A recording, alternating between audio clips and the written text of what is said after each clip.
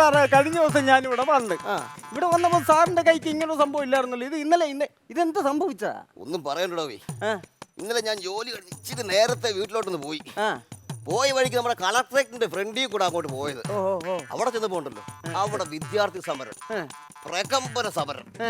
ഞാനൊന്നും നോക്കിയില്ല, നേരെ നടന്ന സമരക്കാരുടെ ഇടയിലോട്ട് അങ്ങോട്ട് കയറി കൊടുത്തു. ഒരു പയ്യൻ ഇരുമ്പ് പൈപ്പ് എടുത്തിട്ട് കൈ കിട്ടുന്ന ഒറ്റയ്ക്ക്. എന്റെ പൊണ്ണ് സാറേ, സാറ് വില്ലേജ് ഓഫീസർ അല്ലേ? അതെ. അവിടെ അത്രയും പോലീസായിരുന്നു. ഇപ്പില്ലേ സാർ ഓടിച്ചെന്ന പോലീസോട് പറഞ്ഞ് ആ പ്രതിയെ പിടിക്കാൻ പറ്റില്ലായിരുന്നോ? കാര്യമില്ലടൂ സാറേ, CC ക്യാമറയിൽ പ്രതികളുടെ ഫോട്ടോ പതിഞ്ഞിട്ടുണ്ട്. സാറിന് ജസ്റ്റ് പറഞ്ഞാലോ ആ പ്രതിയെ പിടിക്കാൻ പറ്റില്ലേ? ആളിനെയൊക്കെ എനിക്ക് മനസ്സിലായിടൂ. ആളിനെ മനസ്സിലായി? പിന്നെ ആളിനെ എനിക്ക് മനസ്സിലായി. പ്രതി ആരാ? എന്റെ മോൻ തന്നെ ആടോ കൈ തല്ലി പിടിച്ചു.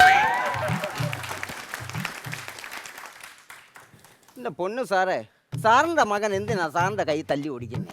അറിഞ്ഞില്ലായിരുന്നോ? ഇല്ലേ. ഇവിടെ ഈ സർക്കാർ ഉദ്യോഗസ്ഥരെ റിട്ടയർഡ് ആകുന്നതിന് മുമ്പായിട്ട് അവർക്ക് എന്തെങ്കിലും ആക്സിഡന്റ് പറ്റുകയോ അവർ അപകടപ്പെട്ട് മരണപ്പെടുകയോ അബോധാവസ്ഥയിൽ കിടക്കുകയോ ചെയ്യുകയാണെങ്കിൽ 15 ദിവസത്തിനകത്ത് അവരുടെ മക്കൾക്ക് സർക്കാർ പുതിയ ജോലി കൊടുക്കാതെ ഇപ്പൊ പുതിയ നിയമം വന്നിട്ടുള്ളൂ. സാറേ, ഈ വാർത്ത ഇന്നലെ ഞാൻ പേപ്പർ വായിച്ചതാ. ഞാൻ വായിച്ചില്ലായിരുന്നുള്ളൂ. അതെ, അത് അദ്ദേഹത്തിന്റെ മകനാ വായിച്ചത്. അതുകൊണ്ടാ അതാണ്ട് ഇരിക്കുന്ന കണ്ടോ. കഷ്ടം. ഭയങ്കര കൃത്യമായിട്ട് ജോലി ചെയ്യുന്നൊരു മനുഷ്യനാണെന്ന് തോന്നില്ലേ? അതോ? ഫുൾ ടൈം ജോലിക്കാരനാണോ അവനോ? അതെ. സാറ് നോക്കി, ഇത് കണ്ടില്ല, ഭയങ്കര ജോലിയാണ്. ഇത് ഈ കാണുന്ന ജോലിയാണ്. ഇവിടെ ഇവിടുത്തെ പാർട്ട് ടൈം ജോലിക്കാരനാ. ഇതെയോ? ഇത് പാർട്ട് ടൈം ജോലി എന്ന് പറഞ്ഞാൽ ഉച്ച വരെ ഉള്ള ജോലി.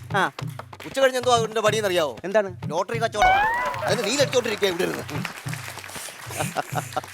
എന്നിട്ട് അടി വല്ലതും നടന്നോ? അടി നടന്നത് സെക്രട്ടേറിയറ്റ് ഫ്രണ്ടിൽ ഒരു വലിയ അടി ഉണ്ടായിരുന്നു.